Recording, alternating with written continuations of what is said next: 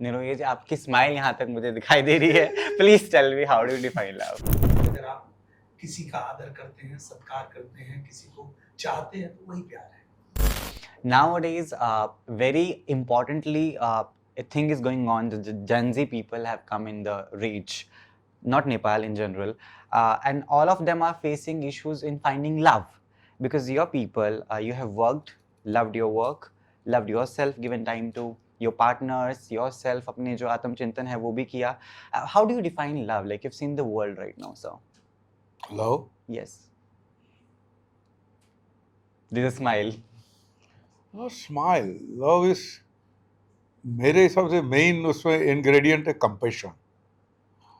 Compassionately हर चीज को देखो, वो मेरे हिसाब से love. Love is also adjustment, वो सब कुछ। Giving away is also love, let it go is also love. Everything love के अलग अलग पहलू है, बट नॉट टू माने मेरा ही पॉइंट में मेरा ही उल्लू सीधा करूं, वो लव नहीं है। लव दोनों साइड को ब्लूम करे, वो लव होता है, आई थिंक।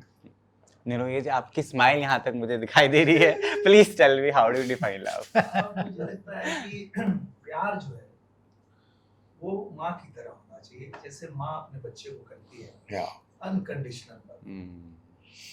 कोई स्वार्थ नहीं कि मैं कुछ कर रहा हूँ तो उसके बदले में मुझे ये मिलेगा, इसलिए मैं किसी को चाहता हूँ या प्रेम करूँ। मुझे तो यही लगता है कि बिना किसी स्वार्थ के, निस्वार्थ भाव से अगर आप किसी का आदर करते हैं, सत्कार करते हैं, किसी को चाहते हैं, तो वही प्यार है। Are you also prepared for that backlash which always comes in with such films? People call usually कि एजेंडा फिल्म हो सकती है, फंडेड फिल्म हो सकती है। तो how do you process your mind that way कि क्या करें? बड़ी दुविधा है। कुछ नहीं है। Don't listen to them. नहीं, don't listen to them.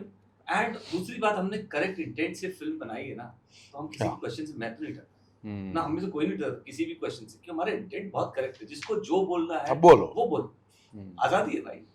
True. Picture आएगी, लोग पिक्चर देखेंगे, वो डिसाइड करेंगे, पब्लिक डिसाइड करेगी पिक्चर कैसी है, क्या है। बहुत सिंपल सी बात है। You can fix for them. और हमने जो बनाया वही हमारा प्यार है। वही हमारा प्यार है। That's true. Any next leader you have somebody in mind कि you're processing, writing or thinking कि I can have a film on him?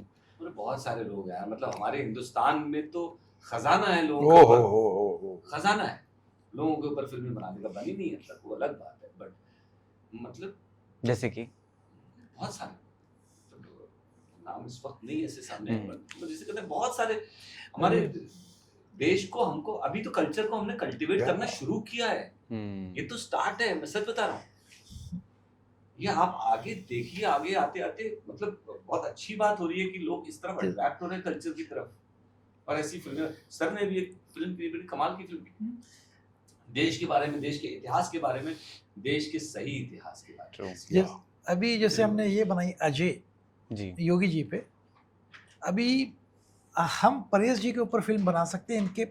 इनके सब्जेक्ट में भी इतनी बड़ी कहानी है ना। ट्रू। जब हम जानना चाहेंगे कि क्या क्या हुआ, तो उसमें कभी आपने सब्जेक्ट पूछा तो मैं वो ऐसे महापुरुष बैठे हुए हैं हमारे बगल कि ये हमारे वहाँ एक एडवांटेज ये हुआ है कि जो पहले क्या फॉरेन की फिल्में उठाते थे, अब वो फॉरेन कंपनी के यहाँ पे ऑफिस खुल गई है।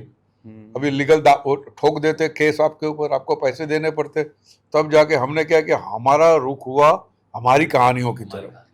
तब पता चला हम कितने बेवकूफ के बच्चे थे कि फॉरेन की गंदी गंदी कहानियां उठाते थे, जबकि हमारे पास एक से एक कहानियां पड़ी हुई। एक गोल्डन पीरियड शुरू हुआ है। ट्रू।